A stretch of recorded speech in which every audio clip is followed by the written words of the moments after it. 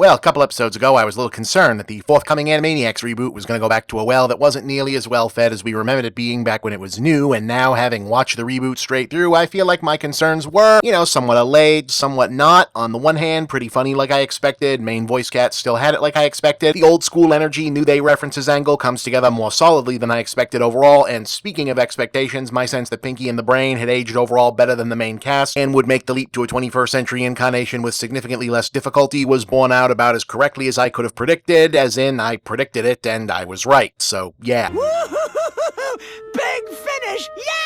Unfortunately, the longer the new run of episodes ran on, the more I felt like I was also on point that the Warners themselves weren't necessarily hanging together as well as a pop culture that, again, mainly remembered their strongest educational song parody material, remembered them hanging together in the past, and it definitely wasn't a great sign that I felt like two of the weakest bits by far are the already infamous Bun Control episode, a stab at topical political relevance, so ham-fisted even the episode had to cop to that by the end, and an entire episode dedicated to lampshading both the non-presence of the original series' larger supporting cast and how fast the Warner shtick ran dry in their absence that started out derivative and kinda ghoulish and ended off oddly mean-spirited about a supporting character that I feel like, I don't know, did people actually hate Chicken Boo? I always thought that was one of the stronger bits. I mean, certainly stronger than like the Hip Hippos at least, right? Chicken Boo, what's the matter with you? You don't act like the other chickens do. You wear a disguise to look like human guys, but you're not a man, you're a Chicken Boo.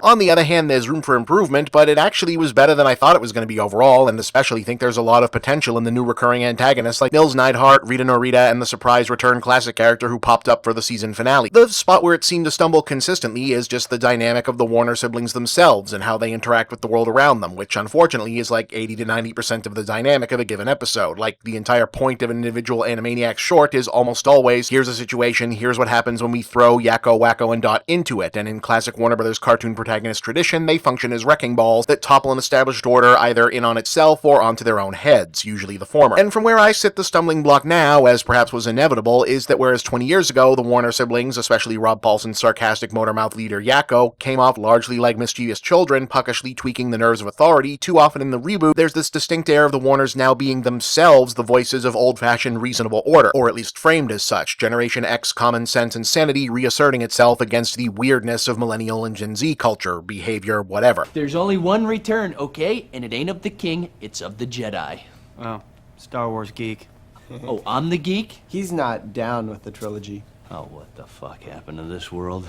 There's only one trilogy, you fucking morons. Now, in some respects, that's probably unavoidable. The idea that the Warners are chaos agents of the past coming back to haunt the present is literally built into their backstory. But in the original status quo, they were a parody of a pantomime of a young show's idea of what ancient cartoons would have made of the 90s, and even then they didn't really do that much with that gimmick when all was said and done. I'm a frolicking in the outback, just as chipper as I can be. Got no cares and got no worries. Shh! He snatched out back, buddy. Well, it was unusual. Frankly, it was weird. But I told Weed Memlo to put the Warners in another buddy cartoon. I look back on my days with Yakko, Wacko, and Dot as the most miserable time of my life. That's our read. But there's a big wide gulf between that and what they are now, i.e. actual 90s cartoons with snarky, actually smug, and even condescending takes on the world of the present. Some of it works, some of it feels a little old man yells at cloud, for lack of a better descriptive. One oh boy anime-style animation sure is odd-looking, huh? Style parody is, okay, fine, sure, whatever. It's about a decade late for that to be fresh, but alright, they've got some catching up to do. But then a whole other episode also dedicated to complaining again about the prevalence of kawaii art design. Specifically, Yakko was offended by a rapper's Shakespeare reference, does a rap battle back at him, and wins is the joke? I mean, who exactly is the enemy target being knocked down a peg here? Is it difference, changing times, just culture, simply otherness? Should we do the rest of this episode in Spanish? No, my accent is muy terrible. By contrast, one of the most inspired beats is the Halloween-themed episode that has them confronting an ex-bee for It's Pennywise. Firstly, because it's a fresh reference, well staged, and to see a supposedly all-powerful, logic-breaking character get outwitted at their own game is lots of fun, but also because it offers a rare character moment since he actually almost gets one over on Yakko for a rare moment of vulnerability, and that's something you never see with characters like that. Am I right? Am I? Somebody talk to me!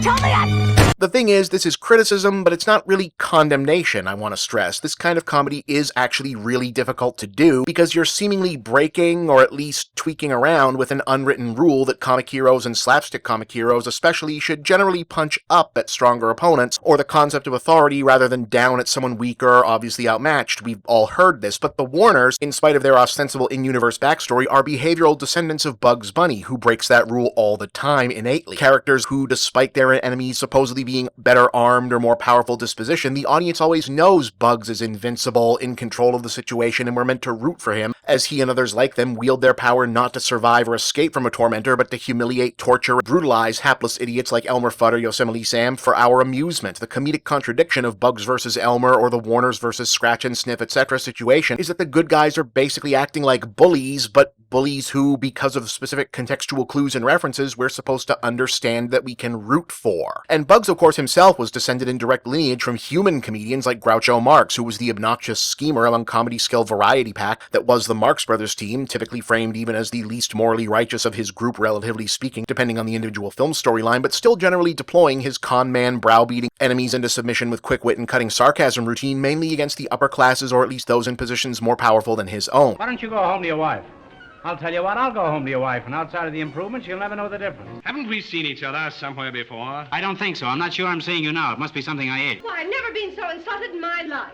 Well, it's early yet. Now then again, mileage and perspective can vary when it comes to comedy and directional punching of this style. No less than George Carlin famously criticized Andrew Dice Clay at the height of his 80s popularity for his jokes mainly targeting marginalized people. I would defend to the death his right to do everything he does. The thing that I find unusual, and it's not a criticism so much, but his targets are underdogs.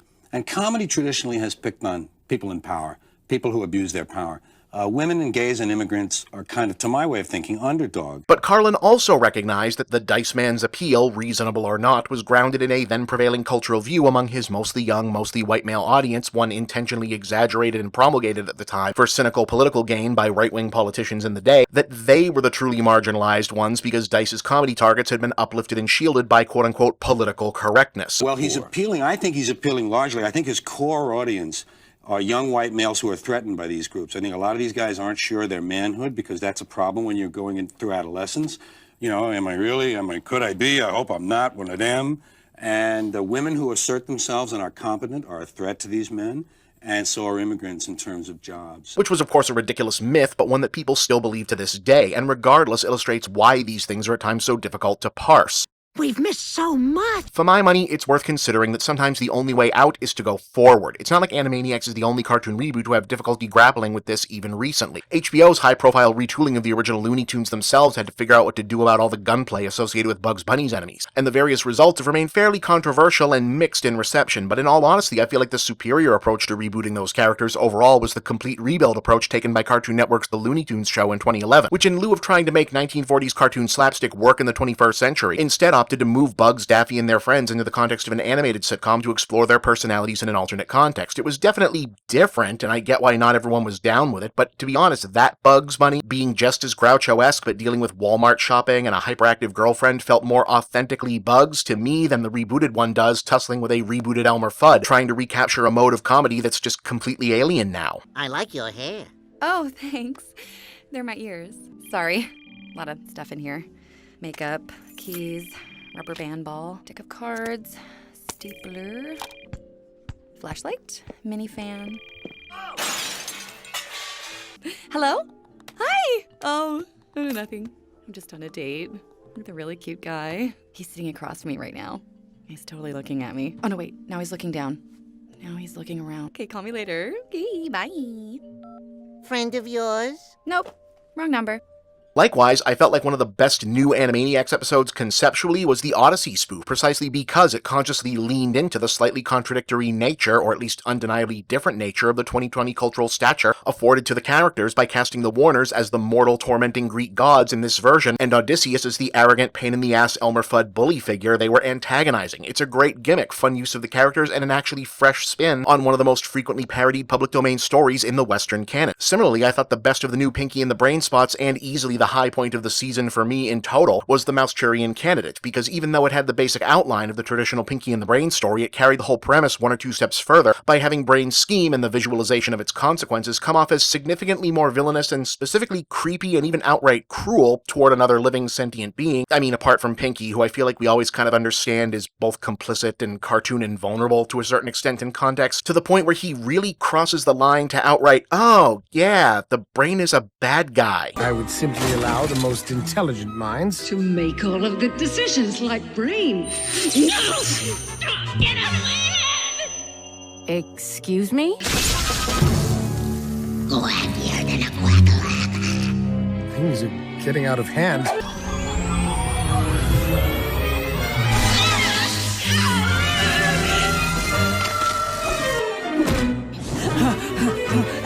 the time I've been manipulated by a tyrant. That's why my platform is to Eat the children!